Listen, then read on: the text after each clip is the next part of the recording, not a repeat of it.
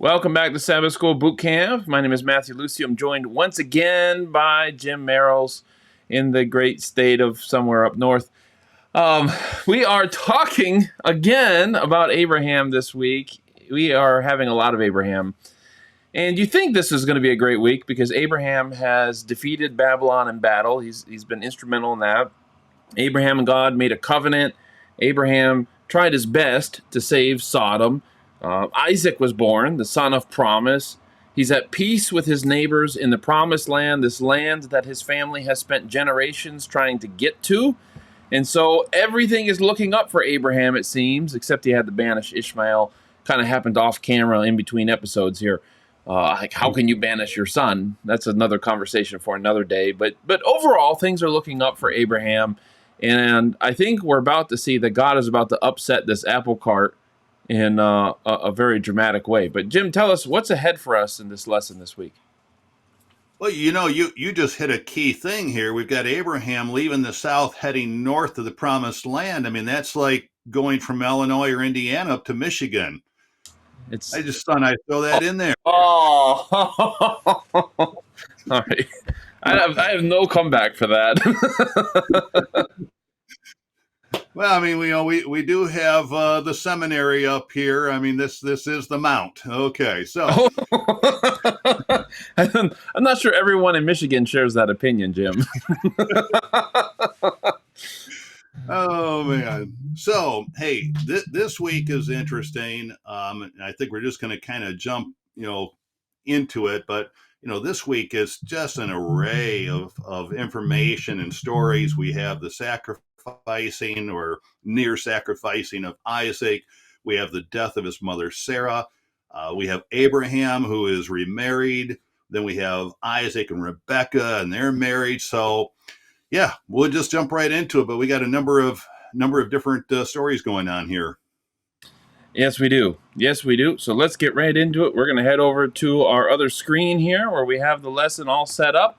We're going to just drift over to Sunday. Going to do our best to keep it in 35 minutes this week, not 25, but 35. Some of you guys were asking, can you guys go a little longer? And it's true. When we tried to keep it within 25 minutes, we were rushing there the last couple days. So we think 35 minutes, this should be good. Okay. So we start with Mount Moriah. We start with this story of Abraham being asked to sacrifice Isaac. And this is a really traumatic story. Dukan starts by talking about how Genesis 22 has become an inspiration to a bunch of philosophers and artists and other than just theologians. And that's true. I mean, you have Soren Kierkegaard, the existentialist philosopher in the 19th century, writing about this story in his Fear and Trembling. And I think the problem that we're going to have with this story, that I have with this story and how the lesson approaches it is, one, we don't have enough time to get into this. This story defies easy answers. There's no way you can write 3, 4, 5 paragraphs about this story and kind of wrap it up like we try to do in Sabbath School, and that's what this means, so let's get going on to the next day. This is a troubling story. This is a troubling story that we have to wrestle with. It's kind of like the flood, where conceptually we understand that there's evil in the world and that we would all be better off if the evil was out of the world. And so in a macro sense, we can make sense of these stories. But when you get down to it and you're talking about women and children and animals and men, it becomes a harder thing that we have to wrestle with, right? So this is an angel that we have to wrestle with in this story. And to me, if I was going to be coaching some teachers who are teaching this lesson, I'd say avoid easy answers. Avoid easy answers.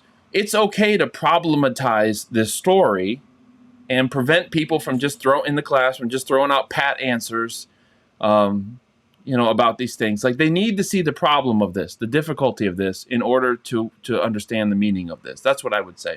What do you got on this story? No, I agree, because one of the problems with throwing out easy, quick answers is there's nothing left to meditate on. Yeah.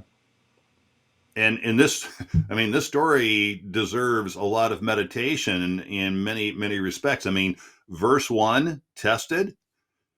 Yeah. I mean, boy, what I was reading one of the places, maybe it was a statement from Ellen White, but it was talking about the mental anguish or the mental turmoil that he went through. I mean, it's like, why, why did God find that necessary? Didn't God Yeah, already know? right. Um, hasn't he already? Well, as we said last week, he kind of seems to be going through a maturing process. Um, so this very word testing to begin with in verse 1 really opens the door to a lot of questions. Yes. Especially when the results of the test is the angel telling Abraham, "Now I know that you love me." It's like this is try, how you test somebody to see whether they love you? You ask them to kill their child? try that on the spouse. Yeah, no, right? Yeah, right. Like take your kid and threaten to throw them off something. Please don't do this, okay? But I'm just saying, like, you take this and see if your spouse thinks this is a test of their love or not. An appropriate test of their love or not. This is a deeply problematic story. It's like, who does God not already know that Abraham loves him? Does Abraham need to know whether or not he loves God? Then why isn't the conclusion now you know that you love me? You've gone through this test. I'm not saying it would get rid of the difficulties, but it would. It does seem to be that God is trying to come to a knowledge of something he doesn't previously possess. And the reason I threw out the marriage as an illustration is because in the scriptures, it is we who are married to God. We are his bride. Yeah. Yeah. So, yeah, this is, well, and then, of course, we're just opening the door a bit further. Not only do we have a very strange, unusual test, but it goes against what God has already forbidden. So now we've got two issues going on. Yeah, and to that point, one Adventist scholar, Matthew Cortman, um, there's a lot of different takes on this story about what God was after here and what was going on. But he has a new view of this story. He writes about in his book, Saying No to God, that God was asking Abraham to do something that was forbidden, that was immoral, but the test was to see how well Abraham knew God. And so the goal that God wanted was for Abraham to disobey God and refuse to go along with it. Now, Abraham doesn't do that up front, but when he does get to the mountain, he does tell the servants, the boy and I are going to worship, and we will return to you in 3 days or whatever, however many days it was. I can't remember. Like, we're going to. So, in other words, Abraham knew, I'm coming back with Isaac. And so Cortman looks at this as saying Abraham in his heart knew that God would never permit him to go along with this, and he was going to refuse to sacrifice Isaac when it came down to it. But he had to go through this thing until the end. It's hard to say for sure. We know that Jesus tells, one of the things Cortman draws from here is John 8, where Jesus tells the Pharisees, if you were Abraham's children, you would do what Abraham did, but you're looking for a way to kill me. Abraham did not do such things. In other words, Jesus is saying Abraham wasn't a murderer. And that might imply here that he had no intention of killing Isaac whatsoever. But he was going to listen to God as far as he could listen to God, but he wasn't going to cross a line into doing something that would be dishonoring to God, even if God asked him to do it. In other words, he knew the character of God so well that he would obey 99% of the way. But the moment God asked him to do something that was against the character of God, Abraham effectively says, you're not like that, God. I'm not going to do that. You're not really wanting me to do that because I know who you are and you're not that kind of God. Now, we have to read that into the story a little bit, don't we? Because we don't have that conversation at the end. We don't have that conclusion. We're just trying to piece this together and figure it out. But it's a worthy view to consider. I did like the one statement in the Sabbath School lesson where the author writes, quote, "What is faith if not trust?" Yeah. And we talked, or I brought that up once before, that we can use the word we believe, I believe. In our English, we do not say I faith. Yeah. And faith is trust. And as you point out, reflecting on this other author you were just mentioning, here's Abraham coming to realize that he, in fact, was capable of having complete trust in God. Mm-hmm. He didn't have it down in Egypt. Yeah. In fact, he didn't even have it in the promised land when he was up north. Yeah. Sure. Sure. And I think it's also, it seems to be that there's a larger point that's trying to be made through this story. We kind of look at the humanness of it, like, oh man, the dad is going to sacrifice his son. That's a horrible thing to ask a dad. But I think the test was also more than that. The test was about a promise. It's like, Abraham, you had a hard time trusting that I would give you this promised son, Isaac. Now that you have him, you might be in danger of trusting in him. Like, well, I've got Isaac now. My future is secure. And this might be a reminder of, Isaac, you need me. I'm your future. I'm the one who's going to guarantee these things. It's not Isaac. I'm going to do it through Isaac. But you need to understand, you need me to accomplish this promise. It is absolutely nothing that you have done in and of yourself. Fathering this child, you have the flesh and blood, but if he's going to survive, if he's going to realize the promise, him and his kids and their kids and their kids, you need me to guarantee the fulfillment of this promise. So, it's a brutal reminder of that very simple truth. Mm-hmm. You need to be willing to give up everything, and I will be enough for you. Yeah, but you can only really come to that conclusion when you minimize the humanness of this story, and the humanness is the part that trips us up. You think there's got to be another way to make that point. Right, right. All right. How about the fact, and the lesson didn't hit on this, but I enjoy looking at numbers and sometimes their significance. But here we have a 3 days journey. Yeah. And the lesson really didn't touch on this, but I mean, if this is pointing to the ultimate sacrifice of Christ, I had a hard time ignoring the fact that Christ went through 3 days, Friday, Saturday, and Sunday, ending with the resurrection, which is essentially Isaac coming off of that Yeah. altar alive. Yes. Yes. Yeah. The parallels are there, and they are worth dwelling on. Mm-hmm. They are worth dwelling on. Yes. We need to always keep in mind as Christians, though, is that these earlier works were written pointing forward, and there obviously this is like the original audience probably wouldn't have seen these types that we see. No, you're right. And until we come to the New Testament, we don't realize that all of these were types. Right. And Abraham also spent 3 days in silence, just as Jesus was silent for 3 days, right, when he was dead. Yeah, you see these parallels all the time. It was, in the end, it's God who provides the sacrifice, not Abraham. The redemption of Isaac, or the resurrection of Isaac, so to speak, costs God something. It doesn't cost Abraham anything. So you have all of these lessons in here. It's really a rich passage in terms of its Christological implications. Really, really a rich passage pointing forward. The ram was caught in the thicket by its horns. A horn symbolizes power in Bible prophecy, especially. In other words, we could say that Jesus used his power to make himself available for sacrifice. He caught himself in the thicket, so to speak. He didn't use his power to escape. He didn't use his power to attack. He used his power to be present, to be a sacrifice. So, yeah. I will throw out, and for those who may not have Ducan's commentary, one thing that struck me in the reading of the Sabbath School lesson, also the companion book, and then especially in the commentary, is that Ducan really takes a lot of time to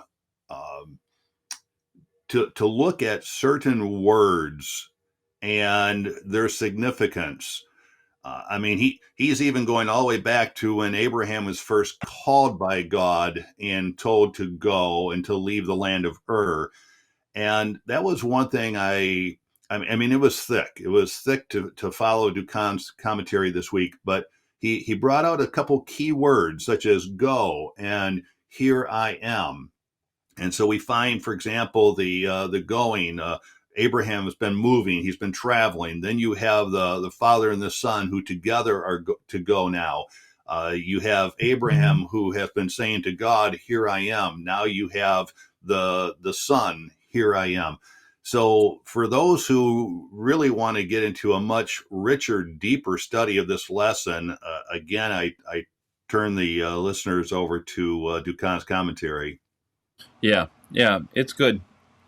It's good, and this is a just one of those topics where there's a lot of interesting insights to be brought out of, but we have to be careful not to oversimplify and to kind of ignore the human aspect. So if I didn't really like Abraham in Egypt. I really sympathize with Abraham in this story. Like, how do you not feel in this story? So let's not present this in a way that it's just kind of theoretical, or it's all about the truth, or it's all about pointing forward to Jesus. I mean, all of those things are there, but there's also humanity in this story of God asking human beings sometimes to do impossible things, things that hurt, things that are troubling. And, Kierkegaard, in his treatise on Abraham, says that the hardest thing for Abraham in this test was not being able to tell Sarah. And just kind of putting your imagination in their shoes. He left early in the morning, probably to avoid her. One would imagine, also to avoid the heat. You want to leave in the cool part of the day. Um, but how do you explain this to your wife? That God has asked you to do this thing. I mean, there's a lot here to meditate on. Like you said earlier, Jim. We're on Monday. Monday is kind of like part two of this story. It focuses on the resolution. We've talked about this a little bit already. Um, the connections to Jesus here. This is something that Dukan is wanting to bring out as well. So I don't really have anything else to add to this. I think I've covered this story on my end pretty well. I don't know if you have anything you want to add. Otherwise, we'll go to Tuesday. Yeah, I'll throw out something here on Monday. I mean, we are looking here. The seed is ultimately, and this is what's going to be revealed to Abraham, and it's not him. It is God's seed that is eventually going to bring the promise. And this seed, Abraham has nothing to do with it. God has provided Isaac as a son. And so we need to even keep in mind that the destination here, Mount Moriah, this is eventually where Solomon's temple is built. This is Jerusalem. So Yeah. all arrows point to Christ and to his crucifixion. Um, I had a couple of things here. One was in the story here where Abraham's name is called twice. Often when we see a double, it means emphasis. Yes. Um, so, for example, I got to throw in something with Revelation here, but when I come to the seventh and final church of Revelation, the Laodicean church, twice there is that call to Nike to overcome, and there's that double emphasis there. Well, the same thing is true here with Abraham. We have that double emphasis. Now, I did find, I like the way Ducan worded this because it's just not something that would naturally come from my brain as I'm reading through this story. But again, going back to the testing here in Ducan's book to the lesson here, and I'll quote it, so hopefully I get the sound of this right. But he says, Abraham loves God so much that he identifies with God's pain. Mm, And so when we talk about that testing, that is the result of the testing. It's not that God doesn't know, it's that Abraham needs to go through this experience so that he can identify with what God is going to be going through with his son. And yeah. so I like the fact that he brought out that wording and structured that sentence that way. Now, you also brought up the ram with the horns. Mm-hmm. Isn't it interesting that we have where's the lamb in the story, and then we have and God has provided a ram. Yep. Okay. I think one of the things that I appreciated in my study here with the commentary this week is that, again, the ram or lamb, I mean, basically the same creatures. They're both creatures of sacrifice. But in providing that ram, we have a link now to the sanctuary, specifically Leviticus 16 and the Day of Atonement. And by the way, we have this ram, which is the sacrificial Levitical animal for the Day of Atonement.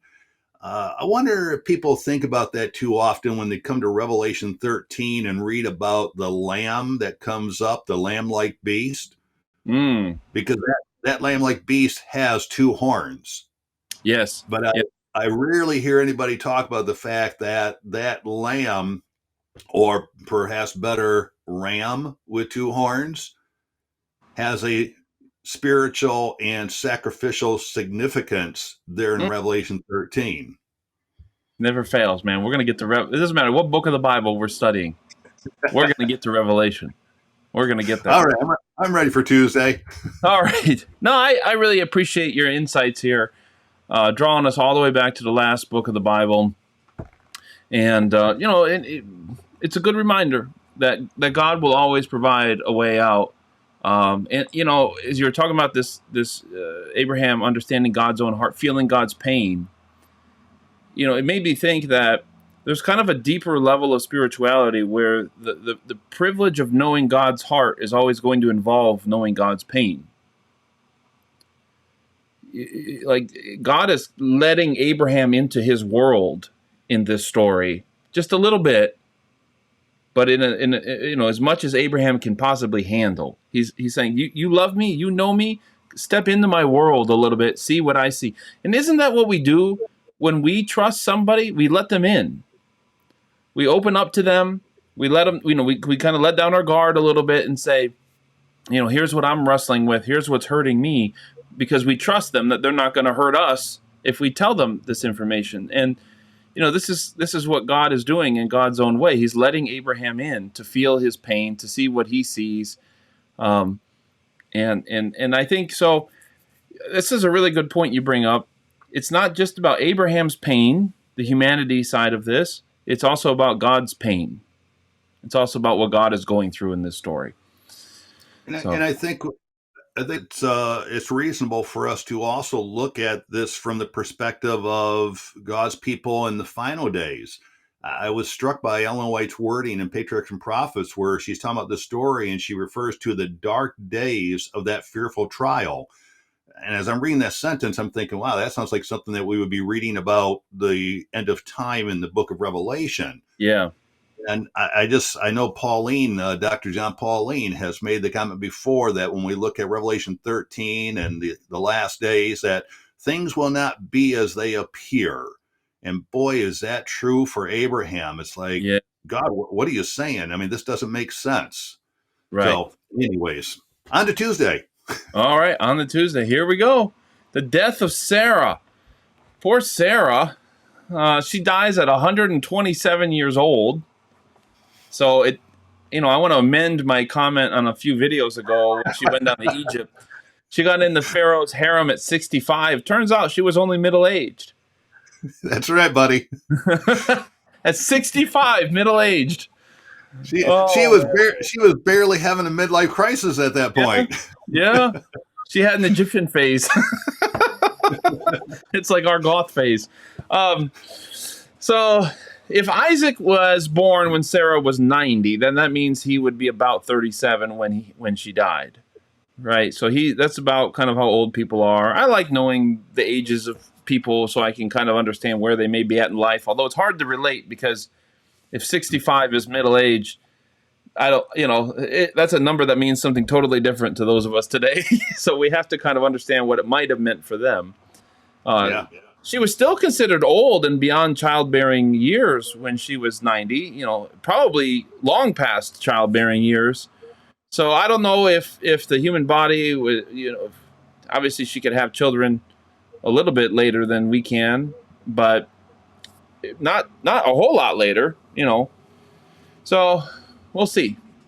But anyways, what I really appreciate what Dukan brought out here was that he said that Sarah was the only woman in the Old Testament whose age is mentioned at her death. And that's kind of an honor, a detail that's not afforded to anybody else. So that's interesting. There's a significance of mentioning how old she was when she died, I guess. Now, Dukan also says something else. I want to get your take on this. Dukan also wonders, and I think this was in the commentary. Maybe it's... Oh, no, he hints at it here in the lesson. But he talks about how her death may have been affected by the fact that Abraham offered Isaac. Like it may have prematurely, the stress of it, the whatever anger of it, whatever it is, however she felt about it, may have led to her death. What do you think? It's very interesting, and I don't know if our viewers know this, but you and I do not we do not discuss this lesson ahead of time. We just Nope. come at it together. Uh, so I had some notes on this, and I'm going to Okay. use an illustration here that's just completely off in left field. But years ago, when I was studying the topic of the Sabbath and Sunday, what is Sunday, what is Sabbath, what is Saturday, and all this, well, I turned to the evangelical book on Sunday, where the evangelical leaders came together to discuss Sunday and how it became, and actually, in their opinion, did not become the Sabbath.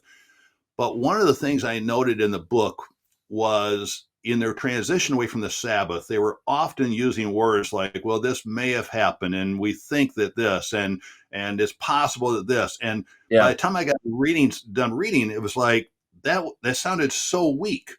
Now, bring that to the Sabbath school lesson. In the Sabbath school lesson, there were four statements that go back to whether she knew about this incident with Isaac. Here they are. One, we don't know.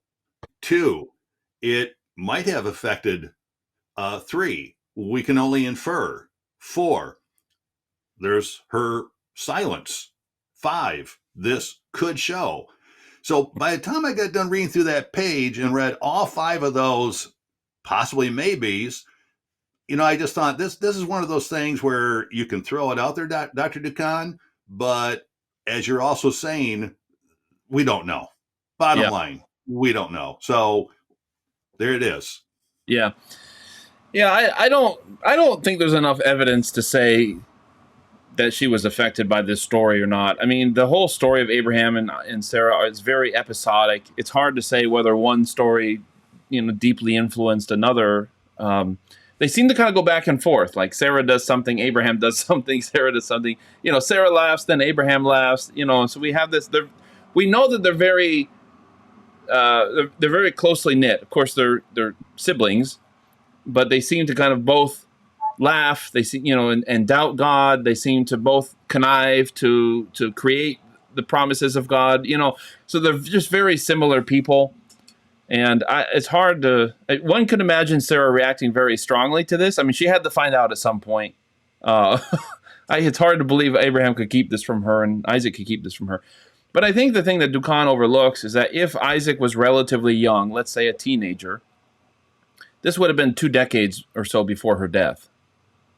So, I mean, unless it caused some long-term illness or something, uh, Right. it's Right. unlikely that it really affected her end of life. And I wouldn't spend too much time talking about it. It's interesting, but that's about all it is. Yeah. This could very well be a situation where son and dad say on the way down from the mountain, we will never talk about this again. I mean, we don't know. We don't know. A lot of those conversations happen on the mountain and the camping No, trip. I'll share this. My oldest daughter and I were in Germany a few years ago for the 500th Reformation Yep, celebration. 2017.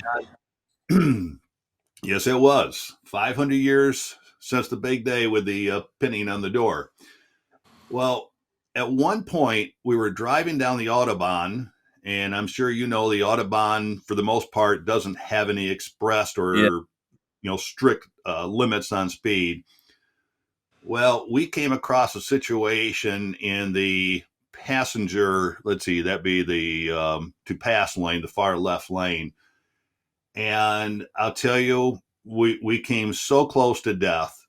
I don't think that incident will probably ever be forgotten in my mind.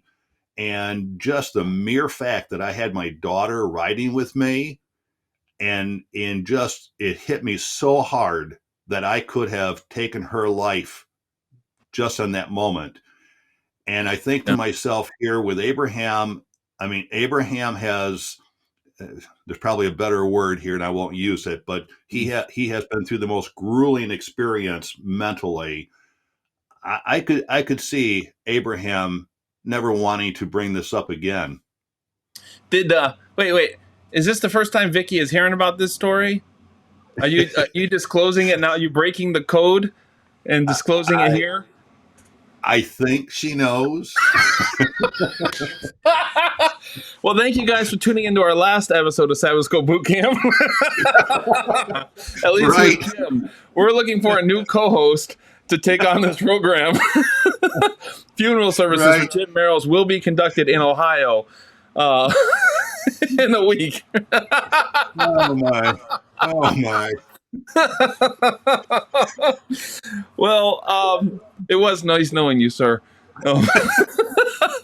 Let me just say, yeah, you might be very right that it is something conceivably that could be kept from her. Just some things are like that in life, but either way, again, we're all just kind of speaking into the silence in between these chapters. Dukan asks what function does the story of Sarah's death and burial play in the fulfillment of God's promise to Abraham? And I originally thought that was a really dumb question. I mean, just like not very imaginative. What is the role of her death? Like, are we really stretching this lesson out? But I realized, no, I get it. Abraham wanted to buy, not borrow, but buy a plot of land in Canaan. And it occurred to me that maybe he doesn't own land, or maybe he's just buying more land, because God had promised this is going to be your land. So he's like, I'm not renting this land, I'm buying this land. It takes some effort. He's not waiting for the surrounding people to come hand him deeds saying, well, God showed us that this land is yours, so here you go, you can have our land. He's going to have to buy it. He's going to have to work for it, but the promise is his. So it's like, do you believe in the promise? Then buy this land. Do you believe that God's going to give it to you? Then do something. Then buy it and show that you have faith in the promise. So Sarah's death is the means by which Abraham becomes a permanent citizen of the land. You bring out a good point here, because I think some would assume that this is just like given to Abraham. And Yeah. we talked before about this land was even prone to famine conditions, which led him to think that going down to Egypt was the answer. Yeah. So this is not the perfect land. And Right. now he's actually having to pay for a place for his wife's burial. Yeah. So I think there is something to say here about, we might have a blessing from the Lord. We may be promised some things, but that does not mean that it's necessarily all rosy, or that we don't have an investment ourselves. Right. Yeah, absolutely. Absolutely. We got a role to play. God says, I'm going to make you the best surgeon in the country. You still have to go to med school, buddy. Still have to go to med school.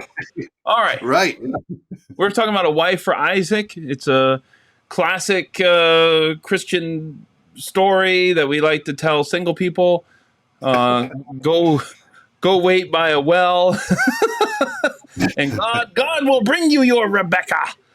But Abraham here, I feel like he's never going to lose this sense of, I also need to help things along. And sometimes it's good. Like when he buys the land, I need to do my part. But it's also like, yeah, I need to make sure my son is married. And if he isn't married at 37 or something when Sarah dies, you think to yourself, that's kind of late to be getting married in the ancient world. Was Abraham waiting for, well, we're going to go see our relatives at some point here, and then we'll find a wife for Isaac? And he just kept saying that and never went to go see them. I don't know. But now after Sarah died, suddenly there's an urgency, because Abraham must be aware of his own mortality, thinking, I've got to make sure my son is married and begins having children. I need to make sure he's set up for these promises that God has promised through him. So he makes this top priority and sends his servant to go find a wife. And anyways, what kind of interesting things did you find in this story, Jim? I mean, I think at this point, Abraham realizes that his son is going to provide the seed going forth. And so here's a father who is doing what he can to ensure that this seed is in the best situation possible. Yeah, absolutely. Now, Abraham will live 50 years after this, which is great for him. But you know what my favorite detail in this story is? My favorite detail is that when Rebecca is, the test of her watering the servants' camels and stuff is all done, and realizes this is the one God has chosen, the servant hands her a nose ring. So, Don't go there. Don't go there. Bible. It's in the Bible. Okay. Engagement ring? No. Nose ring. This is Don't how we go do it. there. All right.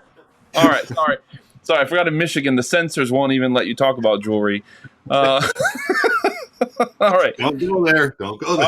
All right. Okay. We got to make some tracks. I just want to move over because we can blend these 2 days together a little bit, because Abraham himself also gets married. He gets married to Keturah, right? And that's interesting, because the lesson here says it's significant that Abraham behaves with Keturah's sons the same way he did with Hagar's sons. He sends them away to avoid any spiritual influence and make a clear distinction between his son with Sarah and the other sons. Abraham behaves like a king. He really does. You have a bunch of kids, and then you choose your heir, and then you realize I need to get the other kids away from my heir because they're going to end up killing each other, and I want to make sure my heir survives. This is something we will see later on in the Bible with kings and how they deal with their sons. And you have a lot of them because you don't know who's going to survive. Then at some point you pick one of them to be the heir, and then you try to send the rest away before they all kill each other to gain the throne. And he's behaving this way, and it's hard because when we only see Abraham as a patriarch, we think this is a bad dad. Why dude, you keep having kids and then you keep sending them away. Now, the Bible is clear that he doesn't send them away empty-handed. He sends them away with gifts, so more nose rings, I guess. But, it kind of takes it away. It's like we want to see him as a family man, but we also have to understand he's really behaving like a small local king. He's got a huge network of family and friends and servants and all these sort of things in his camp. And he's trying to secure Isaac's place. Is it right for him to do this? It's just hard in our Western eyes to see a father sending his kids away. Undoubtedly, not empty-handed. They'll be okay. Some of them go with the promises of God, like Ishmael did, but it's still a hard thing to watch. Now, I want to throw this. Go ahead. Well, I was just going to say that one thing that struck me about this day and about this story, and especially pulling from the commentary, there were just a number of very unique things going on here.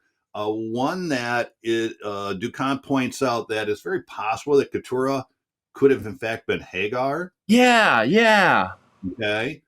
So not only do you have that, but let's remember that even Hagar's son Ishmael, he also had a whole prophecy assigned to him.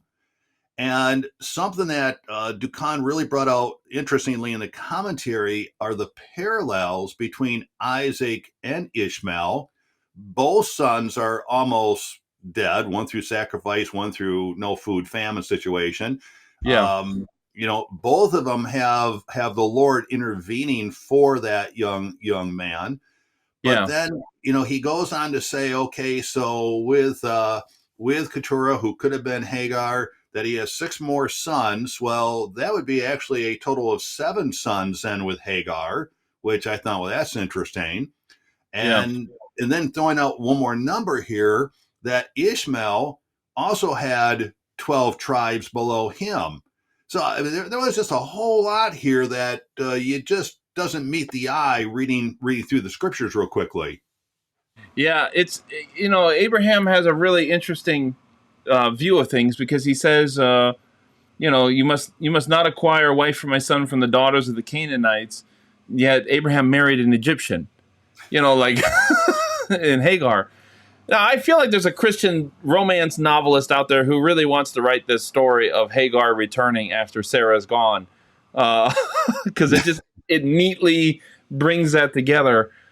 But it's hard to think that after being sent away, she would return, because then what about all these other kids that he's sending away? You know what I mean? Do you think Hagar would really come back and then and then have other children with Abraham, and then see them be sent away too.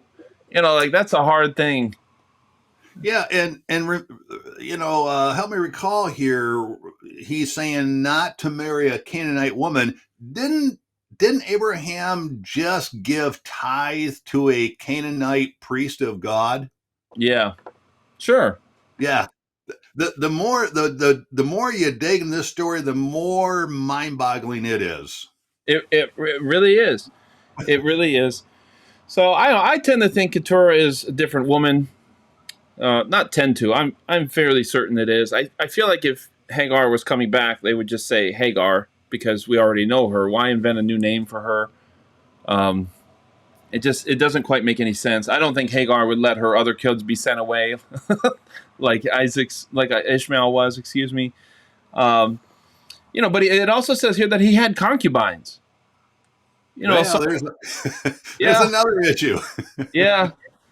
But again, Abraham is a very human character. He is the father of faith, to be sure, but he's much more like David, I think, than most of us probably remember him being. He has some glaring problems. You bring up this father of faith, and I know the song says Father Abraham, and I get it. He had many sons, and now we know how. But here's something I thought was interesting: was that the Sabbath School lesson refers to Abraham's faith, quote, if not the best example, end quote, of faith. I thought, wait a minute. I look at the life of Daniel, and I mean Daniel's life from beginning to end, A to Z, is totally in tune with God. So I'm going to have to take a little exception here and say no. Daniel has the perfect record in the Scripture, not Abraham. Yeah, yeah, to be sure. But the thing that Abraham does have is he has relatability with us because we too are recipients of God's promise, and we too have fits and starts and stops of trying to figure out how best to accomplish them, because we want to put we want to do something. We know that God expects us to do something. We don't just sit back and wait for it to happen all the time. But sometimes we do too much. Sometimes we try to take control of the promise and bring it about in our own ways. I mean, there's a lot of relatability here to Abraham. But yeah, I agree with you there. I think considering him this paragon of faith, it obscures his faults.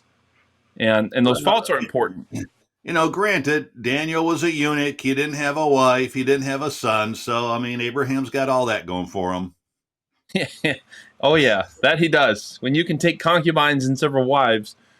You can't imagine these concubines are all from his family tribe, right? I mean, these probably are Canaanites or Egyptians or just somebody from the area.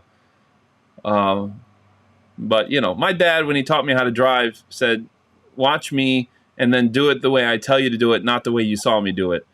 So, I think that's probably some truth to Abraham as well. Right. So, anyways, all right. Well, that's pretty much all the time we got here. We went over a little bit. Even when you get 35 minutes, you can give us 2 hours, and we'll probably still go over a little bit. But we hope this slightly longer format was still efficient enough for you, good use of your time in prepping. You'll notice that we have been putting the timestamps down in YouTube, so you can just click Monday, Tuesday, Wednesday, Thursday, and just jump ahead to whatever day you want. Probably should have mentioned that at the beginning, but whatever. If you see it, you see it.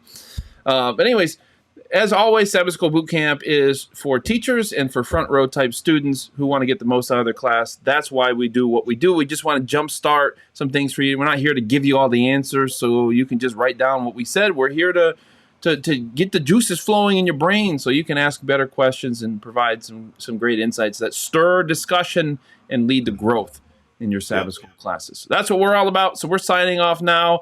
We're done talking about Abraham. We're going to move on next week. We'll see you then.